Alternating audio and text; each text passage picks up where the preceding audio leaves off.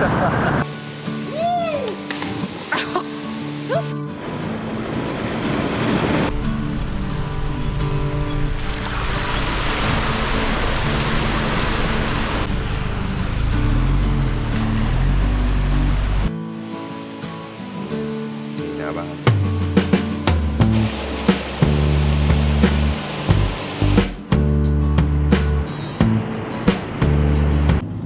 สดีครับพวกเราตะกุยแคมป์นะครับก็เดี๋ยววันนี้เราจะออกเดินทางไปกันที่จังหวัดปราจีนบุรีนะครับก็จะไปแถวเขาอิโต้แล้วก็ไปน้ำตกวังบ่อนะครับก็เดี๋ยวจะไปดูว่าแคมป์ได้ไหมแต่ก็ตั้งใจว่าจะไปนอนนะครับจะไปแคมป์น้ำตกสวยเขาว่าน้ำตกสวยเขาว่าน้ำตกสวยแต่ไม่รู้ว่าจะแคมป์ได้เปล่าคาแคมป์มันไม่รู้จะแคมป์ถึงน้ำป่ะวันนี้เรายังเดินทางอยู่กับพาเบรกแอดวิกนะครับหลังจากทริปที่แล้วที่เราเดินทางมาก็บอกตรงว่าชอบมากชอบพาเบรกมากลุยน้ำเยอะมากเลยอ่ะใช่เพราะว่าลุยน้ำพอลุยน้ำเสร็จเอาขึ้นมาก็เบรกอยู่นะครับก็ยังเบรกดีอยู่มันเบรกนุ่มอ่ะทั้งที่รถเราหนักนะมีเต็นท์หลังคาด้วยแล้วก็มีของเต็มรถเลยรถขี่เนี่ยเส้นทางปราจีนอ่ะขึ้นเขาอิโต้ก็เป็นขึ้นเขาสูงเดี๋ยวไปลองอีกลองหลายๆแบบเลยขี่ขับทางธรรมดาเนี่ยตอนนี้คือชอบเลยคือเบรกเบากว่าเดิมเยอะตอนนี้เราก็เลี้ยวเข้ามาในทางที่ไปเขาอิโต้นะครับอันนี้ก็คือแวะเที่ยวก่อนแวะมาขับรถเล่นแล้วก็มาดูเขาอิโต้เป็นยังไงเขามีจุดกลางเต็นท์ด้วยนะเขาอิโต้อะนี่เนินพิศวงเฮ้ยไปลองเล่นหน่อยสิเนินพิศวงนี่เลี้ยวเข้าไปก่อนพ่อบอกอยู่ตรงข้างค่ายเนินพิศวงอีก6 กิโลเมตรตอนนี้เราก็ถึงอ่างเก็บน้ำเขาอิโต้นะครับก็มีคนแคมปิ้งด้วยบรรยากาศแบบป่าดีอะนี่ไงมีฟิลเหมือนเขาใหญ่เลยเนี่ยเขาจะถ่ายรูปกันก่อนที่เราจะไปถึงที่น้ำตกวังบ่อนะครับก็จะมีแวะเที่ยวที่เขาอิโต้ก็ขับรถขึ้นมาเที่ยวได้อยู่ติดถนนเลยเข้ามาไม่ลึกด้วยก็จะมีเนินพิศวงนะครับแล้วก็มีผาหินซ้อนเดี๋ยวเราไปดูวิวกันดีกว่าอันนี้ก็เป็นเขาเรียกแวะท่องเที่ยวระหว่างเดินทางนะครับเพราะว่ามันเป็นทางผ่านแล้วก็แวะซะหน่อยจุดชมวิวผาหินซ้อนเขาอิโต้นะครับ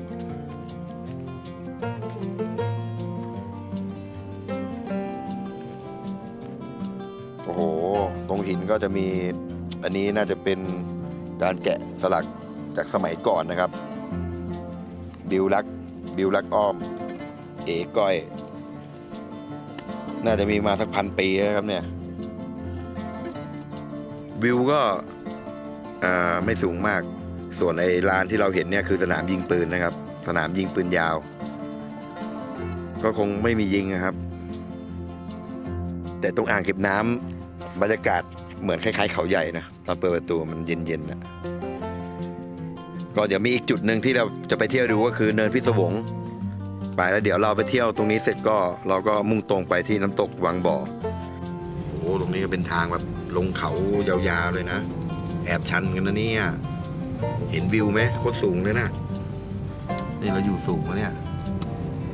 นี่กดเบรกยาวนะไม่ได้ใช้เอนจินเบรกอะเพราะว่าอยากลองเลยอะนี่จุดเริ่มต้นอันนี้เป็นจุดเริ่มต้นของเนินพิศวงนะครับทางข้างหน้าที่เราเห็นเนี่ยตอนนี้ที่เราขับรถที่เราเห็นเนี่ยคือเราเห็นมันเป็นเนินขึ้นนะครับคือเห็นเป็นทางขึ้นแต่เขาบอกว่าถ้าเราปล่อยใส่เกียร์ว่างแล้วให้รถไหลเนี่ยรถจะไหลขึ้นเนินเองเลยเดี๋ยวลองดูกันนี่นะครับใส่เกียร์ว่างแล้วนี่อันนี้คือใส่เกียร์ว่างนะแล้วผมเหยียบเบรกอยู่ผมจะลองปล่อยเบรกนะ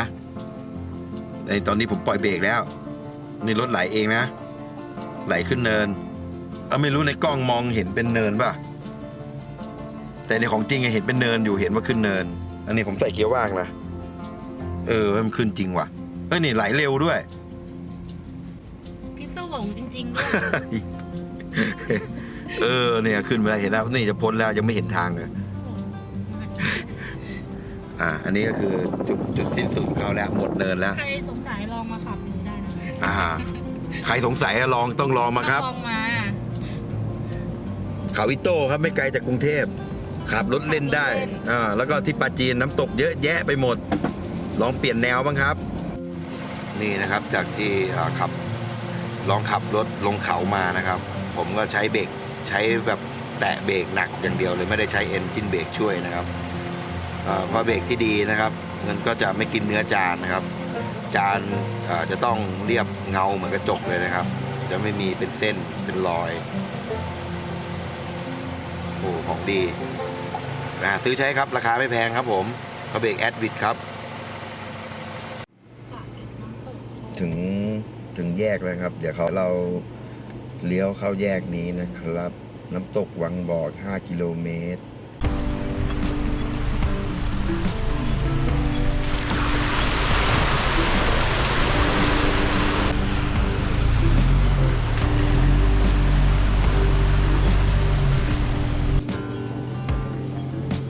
เดี๋ยวเตรียมตัว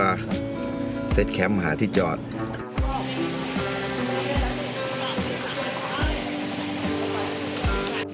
ตอนนี้เราอยู่ที่น้ำตกวังบ่อนะครับก็อยู่ฝั่งตรงข้ามกับร้านค้านะครับอยู่ฝั่งวัดล้างอันนี้ก็วัดก็เป็นวัดป่าที่ไม่มีพระอยู่กันนะครับผมก็มาจอดนอนฝั่งนี้แล้วก็เดี๋ยวทำนั่งกินกันตรงนี้แต่กางทับคุมฝนซะหน่อยนึง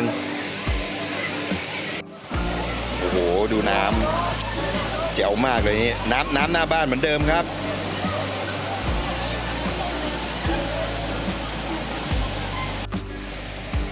ตอนนี้เราก็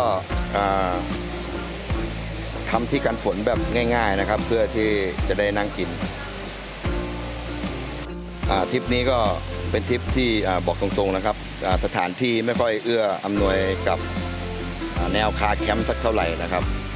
จะไม่ค่อยเหมาะเท่าไหร่เพราะว่าพื้นที่น้อยก็มีแค่ฝั่งเดียวครับฝั่งนี้ที่ว่าพอจะจอดนอนได้แต่ถ้ามาวันธรรมดาแล้วเข้ามาจอดนอนเนี่ยผมว่ามันก็เป็นอะไรที่แจ่มมากเหมือนกันนะครับถ้ามาวันธรรมดา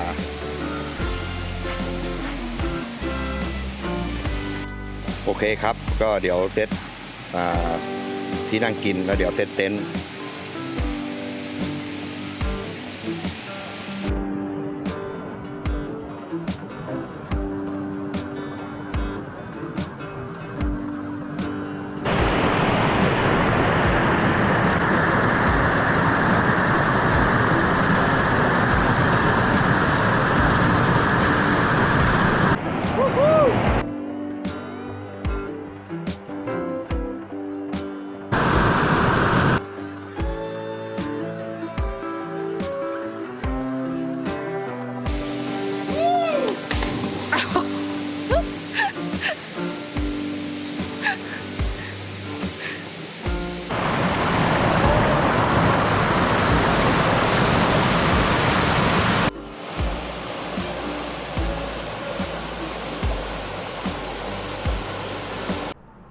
สำหรับที่นี่นะครับน้ำตกวังบ่อ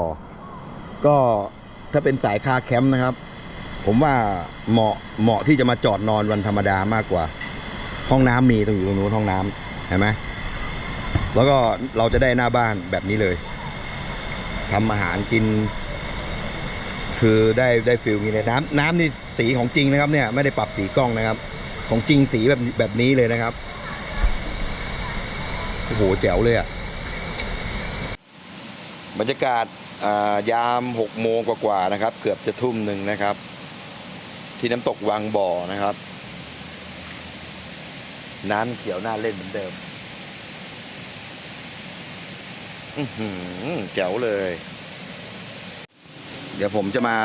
สอนหุงข้าวแคมปิ้งกันแบบวิธีที่ง่ายที่สุดในฉบับของผมนะครับอันนี้ก็คือข้าวหอมมะลินะครับข้าวหอมมะลิแล้วก็ใส่น้ำเนี่ยเราตวงเท่าไอ้นี่เลยตวงเท่าหม้อหุงข้าวไฟฟ้าครับอันดับแรกเลยครับเปิดแก๊สไฟแรงเลยให้น้ำเดือด รอจนน้ำเดือดนะครับ อันดับต่อไปนะครับ พอน้ำเริ่มใกล้จะเดือดหมุนๆแบบเนี้ยเราคนครับ1 รอบ ในการคนให้ถึงก้นหม้อนะในการคนเนี่ยคือจะทำให้ข้าวไม่ติดก้นหม้อนะครับ คนให้ทั่วเลยไม่ให้มันติดเนี่ยถ้าเอาช้อนจกไปจะรู้เลยว่ามันติดอยู่ คนเพื่อไม่ให้มันติดก้นหม้อนะครับรอเดือดอีกรอบครับพอข้าวเดือดแล้วนะครับ ให้ทำการปิดฝาครับฝาปิดอยู่แล้วพูดผิดอันนี้ผมเปิดถ่ายข้าวเดือดแล้วพอข้าวเดือดแล้วนะครับนี่ครับหรี่ไฟครับหรี่ให้เบาที่สุดเท่าที่มันจะเบาได้ไม่ใช่ดับนะครับหรี่แบบเบาๆเลยนี่ประมาณนี้ทีนี้ก็จับเวลาครับ15 นาทีแหมสวยขึ้นหม้อเดี๋ยวรอชมครับผมตอนนี้ก็ครบเวลาแล้วนะครับ15 นาทีปิดแก๊สครับผมปั๊บเรามาเปิดดูกันอันนี้เปิดครั้งแรกเลยนะอุ้ยเชี่ยร้อนปึ๊บเป็นไงพ่อบ้านแม่บ้านควรจะเป็นไว้นะครับไม่เป็นก็ดีเป็นก็ดีแต่เป็นดีที่สุดเดี๋ยวทำกับข้าวกินกันครับผมไข่เจียวแหนมต้มยำไก่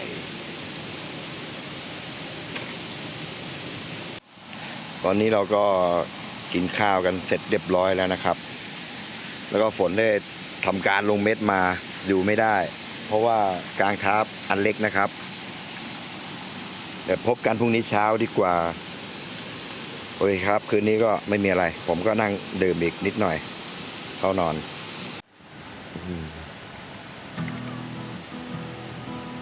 สวัสดีตอนเช้านะครับ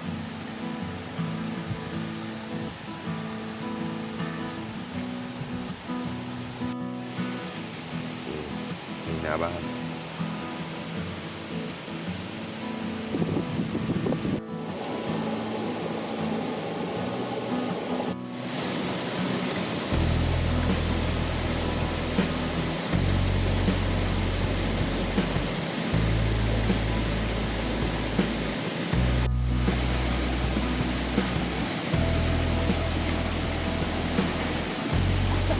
น้ำตกวังบ่อนะครับนี่เช้าวันนี้อาบน้ำแล้วก็เก็บของเตรียมตัวออกเดินทางนะครับสำหรับใครที่จะมาคาแคมป์ที่นี่นะครับผมแนะนำว่าให้มาทางฝั่งนี้นะครับฝั่งนี้ก็จะจอดคาแคมป์ได้ดีกว่าก็จะลงน้ำได้หน้าบ้านนะครับเพราะว่าฝั่งนู้นมันจะสูงไปสูงเลยแหละก็จะไม่ได้ติดน้ำจะเดินไกลหน่อยโอเคครับถ้าชอบฝากกดติดตามด้วยนะครับผมตะกุยแคมป์ครับ